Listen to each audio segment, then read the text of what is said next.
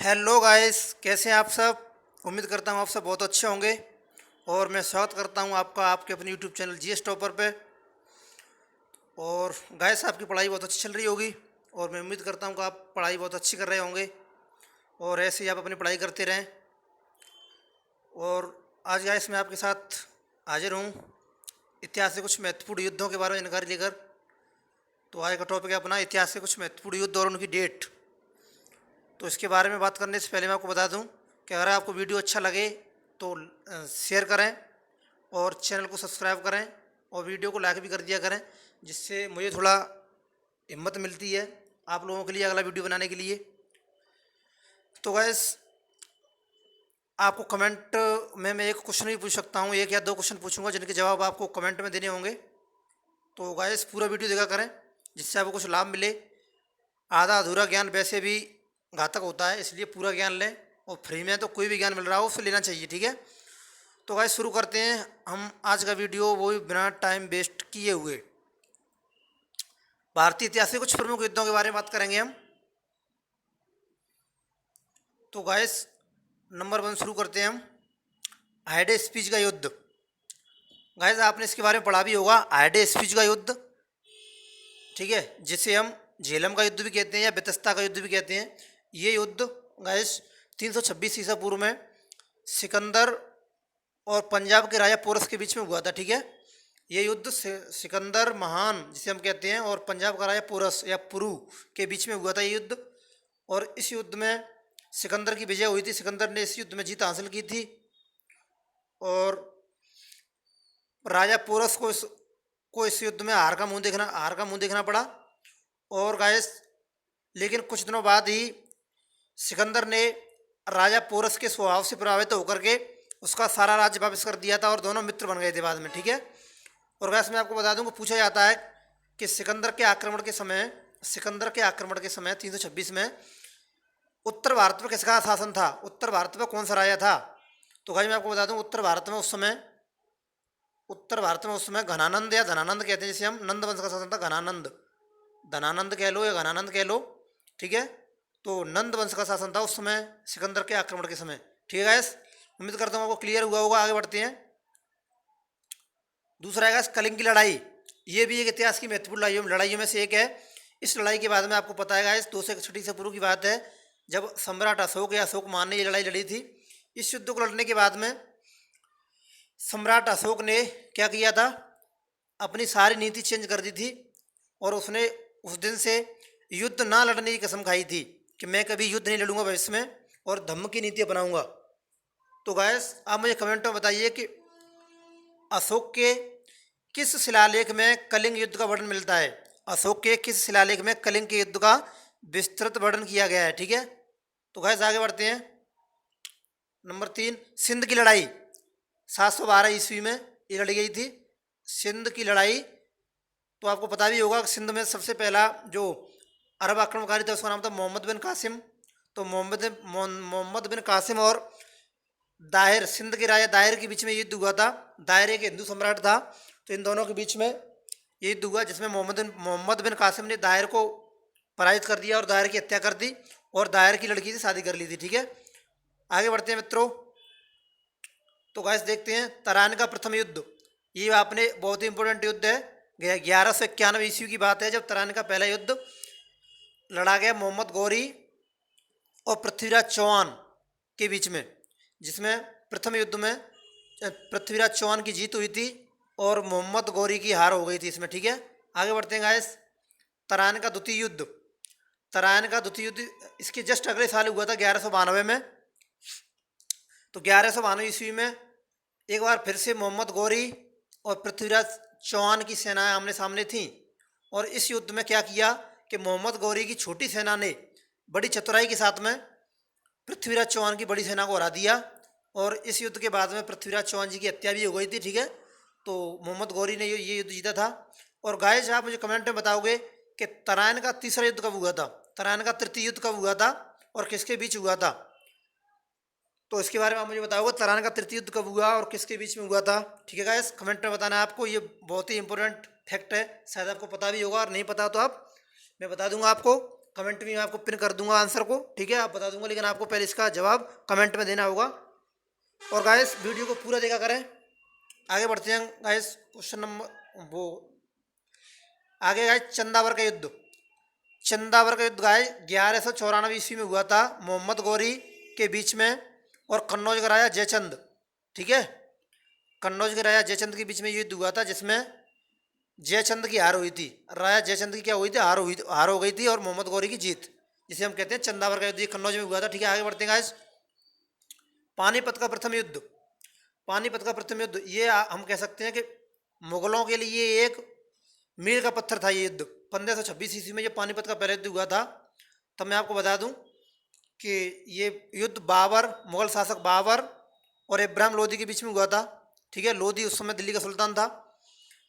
तो इब्राहिम लोदी को हरा करके बाबर ने मुगल वंश की नींव डाली थी 1526 ईस्वी में, ठीक है। और अगर आपको पेपर में पूछ लिया जाए कि पानीपत के पहले युद्ध के लिए बाबर को किसने आमंत्रित किया था, तो ये इब्राहिम लोदी का चाचा था दौलत खान लोदी, ठीक है। इसने बाबर को आमंत्रित किया पानीपत की लड़ाई के लिए। आगे बढ़ते हैं गाइस, खानवा का युद्ध। खानवा का युद्ध का मतलब है दोस्तों गाइस, ये खानवा का युद्ध हुआ था 1527 में, और ये बाबर और राणा संगा, राजपूत शासक था राणा संगा, इन दोनों के बीच में युद्ध हुआ था, और इसमें बाबर की विजय हुई थी और राणा संगा की हार हो गई थी, ठीक है। आगे बढ़ते हैं गाइस, घाघरा का युद्ध। घाघरा का युद्ध गाइस, ये घाघरा नदी तट पर हुआ था युद्ध, और ये 1529 में हुआ था घाघरा का युद्ध, बाबर और महमूद लोदी के बीच में। बाबर और महमूद लोदी के बीच में। तो बाबर ने अफगानों को हरा दिया था, ये महमूद लोदी का अफगान था, ठीक है। तो बाबर ने महमूद लोदी को हरा दिया। आगे बढ़ते हैं गाइस, चौसा का युद्ध। चौसा का युद्ध ये एक इम्पोर्टेंट युद्ध हम इसे कह सकते हैं। चौसा का युद्ध 1539 में हुआ था, और ये शेरशाह सूरी ने हुमायूं को हराया था इस युद्ध में, ठीक है। शेरशाह सूरी ने हुमायूं को हराया था, मुगल सम्राट हुमायूं को हराकर। आगे बढ़ते हैं दोस्तों, अगला कन्नौज या बिलग्राम का युद्ध। एक बार फिर से अगले साल ही तुरंत 1540 में शेरशाह सूरी और हुमायूं के बीच में युद्ध लड़ा गया, कन्नौज या बिलग्राम का युद्ध। इस युद्ध में शेरशाह ने हुमायूं को बुरी तरह से पराजित किया, और जिससे हुमायूं भारत छोड़ने पर मजबूर हो गया और वो भारत छोड़कर चला गया, ठीक है। आगे बढ़ते हैं गाइस, पानीपत का द्वितीय युद्ध 1556 में। पानीपत का द्वितीय युद्ध 1556 ये हुआ था अकबर की सेना और अकबर हिंदू सम्राट हेमू के बीच में। अकबर और हेमू के बीच में, जिसमें अकबर की विजय हुई थी और हेमू की हार हो गई थी। आगे बढ़ते हैं गाइस, तालीकोटा का युद्ध। भारतीय इतिहास का एक और इम्पोर्टेंट युद्ध, तालीकोटा का युद्ध 1565 में। और आपको शायद ये नहीं पता होगा कि किसके बीच हुआ था, तो आज मैं आपको बता दूं, तालीकोटा के युद्ध में विजयनगर साम्राज्य के सम्राट रामराय और दक्षिण के कुछ सुल्तानों के बीच में। तो इसमें युद्ध में क्या हुआ था कि रामराय की सेना एक तरफ थी और दक्षिण के कुछ मुस्लिम सुल्तान थे, ये इनकी संयुक्त सेना एक तरफ थी। तो रामराय और सुल्तानों की संयुक्त सेना के बीच में युद्ध लड़ा गया, जिसमें रामराय की हार हो गई और विजयनगर साम्राज्य नष्ट हो गया, ठीक है। आगे बढ़ते हैं गाइस, हल्दी घाटी का युद्ध भारतीय इतिहास का एक सबसे महत्वपूर्ण युद्ध हम इसे कह सकते हैं, जिसमें इतिहासकारों ने राणा प्रताप को बहुत ही बहादुर बताया। तो गाइस ये युद्ध हुआ था 1576 में हल्दी घाटी में, ठीक है, राजस्थान में पड़ता है ये। और ये युद्ध हुआ था अकबर और राणा प्रताप की सेना के बीच में, जिसमें बताया जाता कि राणा प्रताप की हार हो गई थी। लेकिन दोस्तों मैं बताऊंगा आपको, राणा प्रताप एक हारने वाला व्यक्ति नहीं था, ये भारत का सूरवीर था, ठीक है। और वैसे भी इसने अकबर की अधीनता कभी स्वीकार नहीं की थी। आगे बढ़ते हैं, प्लासी का युद्ध अंग्रेजी राज को स्थापित करने में एक निर्णायक युद्ध कह सकते हैं हम इसे। 1757 में हुआ था ये प्लासी का युद्ध, और बंगाल में हुआ था ये। और ये युद्ध हुआ था गाइस अंग्रेजों और अवध का नवाब था सिराजुद्दौला। सिराजुद्दौला के बीच में ये युद्ध हुआ, जिसमें अंग्रेजों की विजय हुई और भारत में अंग्रेजी शासन की नींव पड़ी। मतलब अंग्रेजी शासन की नींव के लिए ये एक मील का पत्थर था, ये युद्ध अंग्रेजों ने जीता था। आगे बढ़ते हैं गाइस, बांडीवास का युद्ध 1760। ये भी अंग्रेजों का युद्ध था, बांडीवास का युद्ध 1760। आपको डेट याद रखनी है, सब डेट पूछी जाती है इसकी। अंग्रेजों और फ्रांसीसियों के बीच में इस युद्ध में क्या हुआ था गाइस, अंग्रेजों ने फ्रांसीसियों को हरा दिया था और फ्रांसीसियों को बाहर कर दिया था।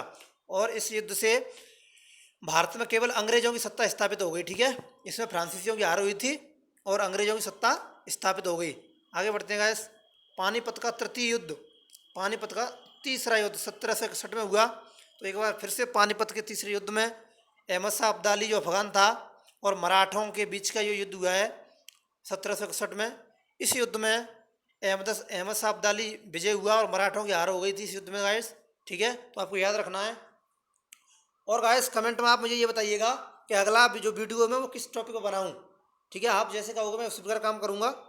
तो जिस टॉपिक पर आपको वीडियो चाहिए मैं आगे उसी टॉपिक पर वीडियो बनाऊँगा, तो आप मुझे ज़्यादा से ज़्यादा कमेंट करके बताइए। गाइस आगे देखते हैं। बक्सर का युद्ध 1764। गाइस इस युद्ध ने पूरी तरह से अंग्रेजों को स्थापित कर दिया था। इस युद्ध के बाद में अंग्रेज भारत में पूरी तरह स्थापित हो चुके थे। ये युद्ध हुआ था अंग्रेजों और शुजाउद्दौला, मीर कासिम और शाह आलम द्वितीय, ये तीन नवाब थे। इन तीनों नवाबों की संयुक्त सेना लड़ी थी और अंग्रेजों की एक सेना लड़ी थी। तो ये इस प्रकार से ये नवाबों तथा अंग्रेजों के बीच का युद्ध था जिसमें अंग्रेजों की जीत हुई। और इस निर्णायक युद्ध के बाद अंग्रेजों की सत्ता भारत में पूरी तरह से स्थापित हो गई, ठीक है। आज आगे बढ़ते हैं। प्रथम मैसूर युद्ध या प्रथम आंग्ल मैसूर युद्ध जिसे हम कहते हैं, प्रथम आंग्ल मैसूर युद्ध 1767 से 1769, ये 2 साल की अवधि का युद्ध है। और ये हैदर अली जो जो मैसूर का शासक था और अंग्रेजों के बीच में युद्ध हुआ था, हैदर अली और अंग्रेजों के बीच में, जिसमें अंग्रेजों को हरा दिया था हैदर अली ने। तो इस कौन सा युद्ध गाइस, प्रथम आंग्ल मैसूर युद्ध 1767 से 69 के बीच। आगे बढ़ते हैं गाइस। द्वितीय आंग्ल मैसूर युद्ध, द्वितीय आंग्ल मैसूर युद्ध 1780 से 1784, 4 साल की अवधि है इस युद्ध की। और ये भी द्वारा से युद्ध हैदर अली और अंग्रेजों के बीच में हुआ था। और इस युद्ध में गाइस कोई निर्णय नहीं हुआ और ये युद्ध अनिर्णय रहा या बिना नतीजा के युद्ध छूट गया, ठीक है। आगे बढ़ते हैं गाइस। तृतीय आंग्ल मैसूर युद्ध, ये तीसरा युद्ध है मैसूर का, 1790 ईस्वी में बताया जाता है ये संपन्न हुआ। और टीपू सुल्तान, हैदर अली का लड़का था टीपू सुल्तान और अंग्रेजों की सेना के बीच में युद्ध लड़ा गया। और यह लड़ाई एक संधि के द्वारा समाप्त हो गई, ठीक है।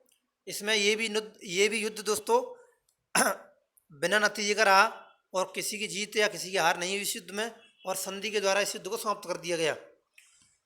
तो गाइस आगे बढ़ते हैं। अच्छा गाइस आपको पता होगा टीपू सुल्तान ने एक कहावत कही थी कि भेड़ की तरह एक लंबी जिंदगी जीने से अच्छा है कि शेर की तरह एक दिन जिया जाए।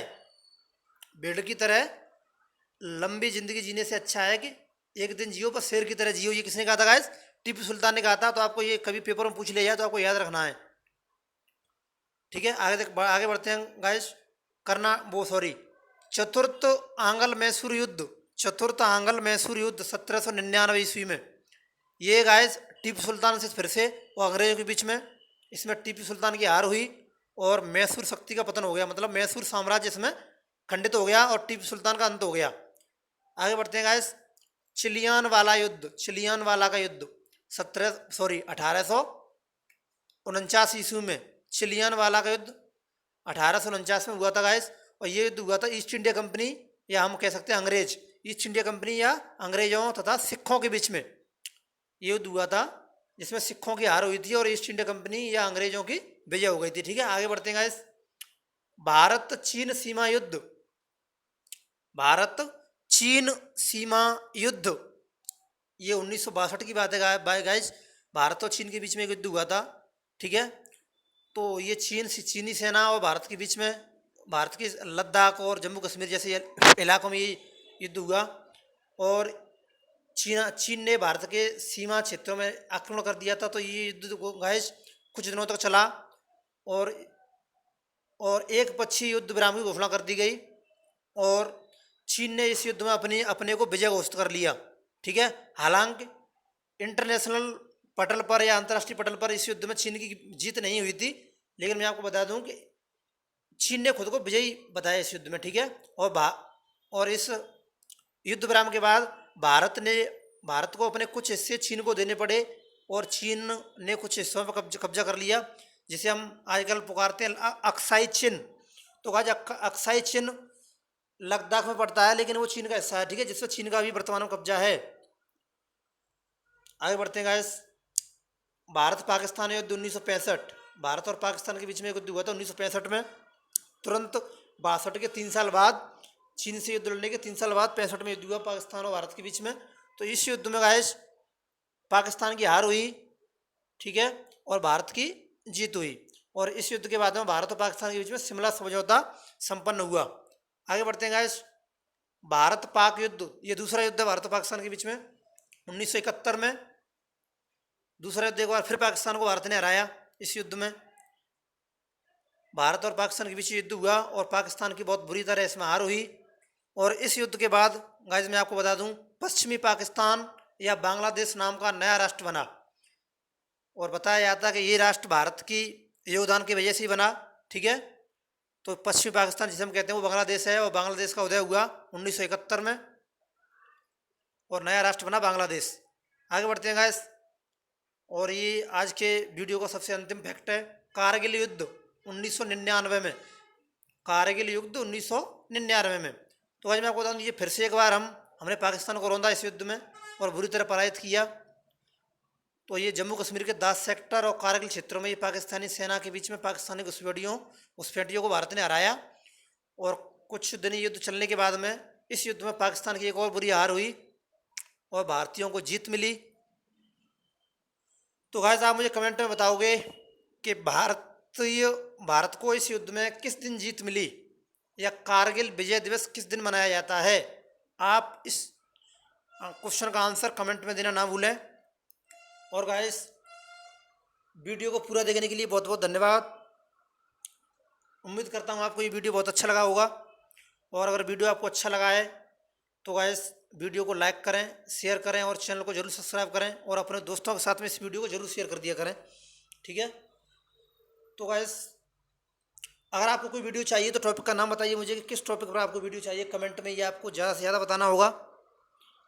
तो गाइस वीडियो देखने के लिए बहुत बहुत धन्यवाद और पूरा वीडियो देखने के लिए आपका बहुत बहुत धन्यवाद।